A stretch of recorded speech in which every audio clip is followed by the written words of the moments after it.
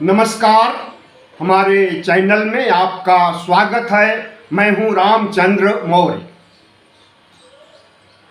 साथियों, पिछले 11 वर्षों में प्रधानमंत्री नरेंद्र मोदी का सियासी कद जितना बढ़ा है और जिस तरह से वह लाल आंखें 56 इंच के सीने की बात कर रहे थे और अभी भी करते हैं, एक अकेला सब पर भारी का नारा संसद भवन में दे चुके हैं पिछले 2 साल पहले।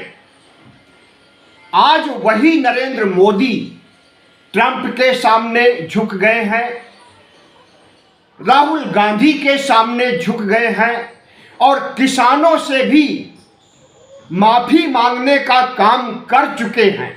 लेकिन किसान अब फिर से संगठित हो रहे हैं नरेंद्र मोदी के खिलाफ ट्रेड डील में किसानों के साथ धोखा होने के लिए। तो आज का विश्लेषण इसी पर आधारित है कि नरेंद्र मोदी झुकते हैं, झुकाने वाला होना चाहिए, ट्रंप की तरह, राहुल गांधी की तरह और किसानों की तरह। नरेंद्र मोदी की सियासत पिछले 11 वर्षों में देखा गया कि उन्हें आरएसएस तक ने अहंकारी और तानाशाह प्रधानमंत्री के रूप में चिन्हित किया। प्रधानमंत्री नरेंद्र मोदी ने जिस तरह से लोकतंत्र को खोखला करने का काम किया और संविधान की अवहेलना किया, संविधान को जर्जर करने का काम किया, किसी से छुपा नहीं है। सीबीआई, ईडी, आईटी जैसी संवैधानिक एजेंसियों को मुट्ठी में बंद कर लेना, न्यायपालिका पर अपनी ठसक जताना और विपक्ष को दुश्मन समझ करके व्यवहार करना और बिना कसूर के जेलों में डाल देना नरेंद्र मोदी की पराकाष्ठा थी, उनके अहंकार का, उनके तानाशाही रवैये का। लेकिन अब नरेंद्र मोदी 2024 में जब बैसाखियों पर आ गए तो उनकी जिस तरह से राष्ट्रीय अंतर्राष्ट्रीय स्तर पर छीछा लेदर हो रही है और उनका 56 इंच का सीना 28 इंच से कम का हो गया है, लाल आंखें नीली और पीली हो गई हैं, किसी से छुपा नहीं है। ट्रंप, अमेरिका का राष्ट्रपति, जिस तरह से प्रधानमंत्री नरेंद्र मोदी को माई बेस्ट फ्रेंड कह करके संबोधित करता है और इन्हें इस तरह से जलील करता है कि सारी दुनिया देखती है और हंसती है। अभी अभी ट्रेड डील हुई, व्यापारिक समझौता हुआ, उसमें जिस तरह से झुकाने का काम नरेंद्र मोदी को ट्रंप ने किया है, लोग कह रहे हैं कि नरेंद्र ने फिर से सरेंडर किया। राहुल गांधी को संसद में बजट सत्र में बोलने नहीं दिया जा रहा है क्योंकि राहुल गांधी चीन के आक्रमण को लेकर एक इतना बड़ा खुलासा करना चाहते हैं जिससे कि देश में हड़कंप मच जाएगा और नरेंद्र मोदी का औरा जो बढ़ा हुआ है, लाखों करोड़ों रुपए खर्च करके वह औरा एक दिन में ढहा करके गिर सकता है। इसलिए राहुल गांधी को पिछले 3 दिनों से संसद में बोलने का अवसर नहीं दिया जा रहा। लेकिन सौभाग्य से कहिए कि जो कुछ राहुल गांधी बोलना चाहते हैं वह सब देशवासियों को पता चल चुका है। मनोज मुकुंद नरवणे जो चीफ प्रमुख थे, 2019 से लेकर 2022-23 तक उनके कार्यकाल में चीन ने अटैक किया और अटैक करने के पहले जब संभावना थी कि चीन अटैक करने वाला है तो नरेंद्र मोदी ने सेना प्रमुख को कहा कि अपने से कोई कार्रवाई नहीं करना। तब भी जब सेना चीन की भारत में घुस आए बगैर हमसे पूछे गोली चलाने या हथियार चलाने की जुर्रत मत करना। मनोज नरवणे ने यह सब अपनी एक पुस्तक में लिखा हुआ है जिसमें प्रधानमंत्री नरेंद्र मोदी की सच्चाई वर्णित की गई है और इस पर उन्होंने किताब लिखा है। वह किताब प्रकाशित हो चुकी है पेंगुइन पब्लिशर्स के द्वारा, लेकिन संसद में झूठ बोला जा रहा है क्योंकि संसद में राहुल गांधी उसी किताब के आख्यानों का हवाला देते हुए अपनी बात कहना चाहते हैं। तो राजनाथ, किरण रिजिजू, अमित शाह, जितने भी भारतीय जनता पार्टी के शीर्ष नेतृत्व में हैं, सब के सब हो हल्ला मचा करके राहुल गांधी को भाषण नहीं देने दिया जा रहा है। लेकिन यह लोग कितना झूठ बोलते हैं कि 24 घंटे में सब खुलासा हो गया। मनोज नरवणे, पूर्व सेना प्रमुख का एक 76 सेकंड का वीडियो वायरल हो चुका है जिसमें उन्होंने नरेंद्र मोदी और रक्षा मंत्री राजनाथ सिंह को कटघरे में खड़ा किया है और उनकी पुस्तक जिसके बारे में कहा गया कि अभी प्रकाशित नहीं हुई है, वह पुस्तक प्रकाशित हो चुकी है और उसकी कॉपी राहुल गांधी के पास आ चुकी है। लेकिन उस कॉपी से राहुल गांधी उद्धरण देकर संसद में अब भी आज भी नहीं बोल सके। राहुल गांधी ने तंज कसते हुए कहा कि अब बोलने की जरूरत नहीं है, पूरा देश जान चुका है। इसलिए यह पुस्तक हम शाम 5 बजे तक अगर प्रधानमंत्री संसद में आएंगे तो उन्हें उपहार स्वरूप भेंट करेंगे। बहुत बड़ा तंज कसा राहुल गांधी ने भारतीय जनता पार्टी और आरएसएस बिलबिला गया है क्योंकि नरेंद्र मोदी की साख इस पुस्तक से जुड़ी हुई है और सेना प्रमुख के बयान, सेना प्रमुख की व्यथा जो पुस्तक में व्यक्त हुई है, अगर उसे राहुल गांधी संसद में बोलते तो पूरा देश जान जाता। लेकिन पूरा देश तो अब जान ही गया है वीडियो और पुस्तक वायरल होने से। तो नरेंद्र मोदी को जिस तरह से राहुल गांधी ने बिना भाषण दिए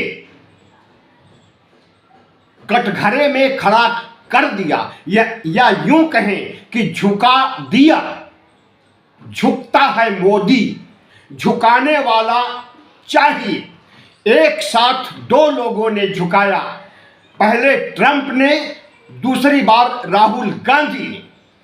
ट्रंप ने इसलिए झुकाया कि ट्रंप ने जो डील किया है अभी 2 दिन पहले उस पर हस्ताक्षर कर दिया है नरेंद्र मोदी ने। उस डील में यह है कि ट्रंप ने अभी तक जो 50% तक टैरिफ लिया करता था वह 25% तो पहले ही कर चुका था। हालांकि 500% कर देने की धमकी भी ट्रंप दे चुका था, लेकिन 500% तो नहीं किया। नरेंद्र मोदी को झुकाते हुए 25 से 18% कर दिया है और यही टैरिफ 1 साल 1.5 साल पहले 4-6% होता था। उस 4-6% को ट्रंप 50% तक ले गया, फिर 25 किया और अब 18 कर दिया है। भारतीय जनता पार्टी आरएसएस के लोग गदगद हैं कि ट्रंप ने कितना बड़ा उपकार किया कि 50% को 18% पर कर दिया। लेकिन ट्रंप ने इस देश के साथ, इस देश की संप्रभुता के साथ जो बड़ा धोखा किया है किसी को नहीं बताया जा रहा है। ट्रंप ने नरेंद्र मोदी को झुकाते हुए 1% भी टैरिफ भारत को न लगाने की सलाह दिया है। सलाह ही नहीं, धमकी दिया है कि भारत से जितने भी माल निर्यात होंगे अमेरिका को, उस पर 1% भी टैरिफ नहीं लगाया जाएगा। नहीं, उस पर 18% लगाया जाएगा, लेकिन जो अमेरिका से भारत माल आएगा उस पर 1% भी टैरिफ नहीं लगेगा। तो अब मुफ्त में अमेरिका व्यापार करेगा हमारे देश में, और खास करके वह फल सब्जी और किसानों की उपज, किसानों की पैदावार जो होती है उसे भेजेगा बगैर टैरिफ के। तो भारत के किसानों के साथ एक बहुत बड़ा धोखा हो रहा है। अब अमेरिका का प्रोडक्ट यहाँ बिकेगा। अमेरिका में बना हुआ दूध, पनीर, घी, सब्जियां, फल, मेवे, तमाम तरह के फल, यह सब बिकेंगे, जिससे कि भारत के फल व्यापारियों, सब्जी व्यापारियों, सब्जी पैदा करने वाले किसानों की कमर टूट जाएगी। लोग अमेरिका के प्रोडक्ट को लेना अच्छा समझेंगे क्योंकि वह सस्ता और अच्छा होगा। तो इस तरह से नरेंद्र मोदी को झुकाने का काम, अपनी बात मनवाने का काम ट्रंप ने किया है। और राहुल गांधी का कहना है कि ट्रंप ने जब बगैर टैरिफ के व्यापार करने के मसौदे पर साइन करने के लिए कहा तो नरेंद्र मोदी ने नरेंद्र सरेंडर होते हुए हस्ताक्षर कर दिया है। और हस्ताक्षर करना इनकी मजबूरी थी, क्योंकि एपस्टीन फाइल में मोदी और इनके तमाम सहयोगी, अंबानी सहित अनेक नेता और कारपोरेट फंसे हुए हैं। और वह एपस्टीन फाइल अभी आधे से ज़्यादा जारी होना बाकी है। तो अमेरिका ने नरेंद्र मोदी को फंसाने की बात कह करके डील पर, ट्रेड डील पर हस्ताक्षर करवा लिया। और दूसरी बात, अडानी जो फंसे हुए हैं मुकदमेबाजी में अमेरिका में, उन्हें बचाने के लिए भी नरेंद्र मोदी ने सरेंडर किया है ट्रंप के सामने कि अडानी को बचा लीजिए, हम ट्रेड डील पर हस्ताक्षर कर देंगे और आपसे 1 पैसे भी, 1% भी टैरिफ नहीं लेंगे, टैक्स नहीं लेंगे। तो प्रधानमंत्री नरेंद्र मोदी का औरा जो बड़ा हो गया था, प्रधानमंत्री नरेंद्र मोदी की लाल आंखें और 56 इंच का सीना सब कुछ धराशायी हो गया है। और उसे धराशायी करने का काम ट्रंप ने किया और बचा खुचा औरा राहुल गांधी ने धराशायी कर दिया है। राहुल गांधी ने सिर्फ ट्रंप के मौके पर या ट्रेड डील के मौके पर, एपस्टीन फाइल और अडानी के मुद्दे पर ही नहीं, बल्कि ओबीसी जनगणना के मामले में भी नरेंद्र मोदी को घुटनों पर ला दिया। संविधान के मामले में भी नरेंद्र मोदी को घुटनों पर ला दिया। जिस भारतीय जनता पार्टी ने लोकसभा चुनाव के दौरान कहा था कि 400 पार सीटें दीजिए, हम संविधान बदल देंगे, उन्हीं नरेंद्र मोदी ने शपथ ग्रहण के पहले संविधान को सजदा किया, संविधान के सामने साक्षात साष्टांग पड़ गए, संविधान को माथे से लगा करके जाकर शपथ ग्रहण किया। ओबीसी जनगणना जिसे कराने के मूड में नरेंद्र मोदी कतई नहीं थे, और ओबीसी जनगणना का समर्थन करने वाली कांग्रेस पार्टी को अर्बन नक्सल, पापी, जातिवादी कह करके संबोधित करते थे, वही नरेंद्र मोदी घुटनों पर आ गए।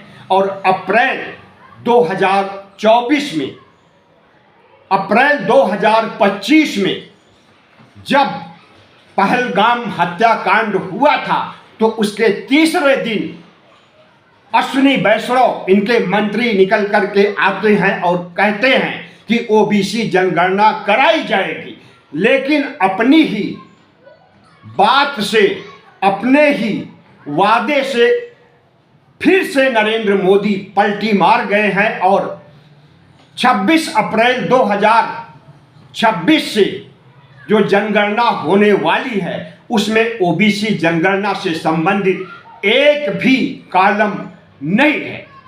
33 कॉलम में एक भी कॉलम ओबीसी जनगणना पर नहीं है। तो नरेंद्र मोदी जो कहते हैं वह करते नहीं, और जो करते हैं वह कहते नहीं। नरेंद्र मोदी जो कहते थे कि एक अकेला सब पर भारी, आज वह ट्रंप के सामने झुक रहे हैं, राहुल के सामने झुक रहे हैं और किसानों के सामने भी झुक चुके हैं किसान आंदोलन खत्म होने के पहले। साथियों, आपने देखा था कि किसान आंदोलन करीब 13 महीने तक चला था 2020 और 21 में। नरेंद्र मोदी साक्षात प्रकट होते हैं टीवी स्क्रीन पर और किसानों से माफी मांगते हुए कहते हैं कि हमारी तपस्या में ही कोई कमी रह गई, हम क्षमा याचना करते हैं अपने किसानों से, क्षमा प्रार्थी हैं। तीनों किसान काले कानून हम वापस करने जा रहे हैं। तो सबसे पहले किसानों ने इन्हें झुकाया। झुकते हैं मोदी, झुकाने वाला चाहिए। पहले किसानों ने झुकाया, फिर ट्रंप ने झुकाया, अब राहुल ने झुकाया। अब कौन कौन झुकाएगा, एक लंबी फहरिस्त सामने आने वाली है। और आज के नरेंद्र मोदी 2014 और 19 के नरेंद्र मोदी नहीं रह गए हैं। भारतीय जनता पार्टी का सूरज अस्त होने वाला है। जिस तरह से प्रधानमंत्री नरेंद्र मोदी ने देश को बेचने का काम किया है, किसानों बेरोजगारों को धोखा दिया है, देश को गरीबी में ढकेला है और देश को सांप्रदायिक धार्मिक उन्माद में झोंका है, देश उन्हें माफ नहीं करेगा। और अब जब उनके बुरे दिन आ गए हैं, उनका औरा धराशायी हो गया है और वह हर किसी से झुकने के लिए तैयार हो गए हैं, तो समझ लीजिए कि अब भारतीय जनता पार्टी भारत मुक्त होने की दिशा में तेजी से बढ़ रही। वीडियो अच्छा लगा हो तो चैनल को सब्सक्राइब कीजिए, लाइक कीजिए और शेयर कीजिए।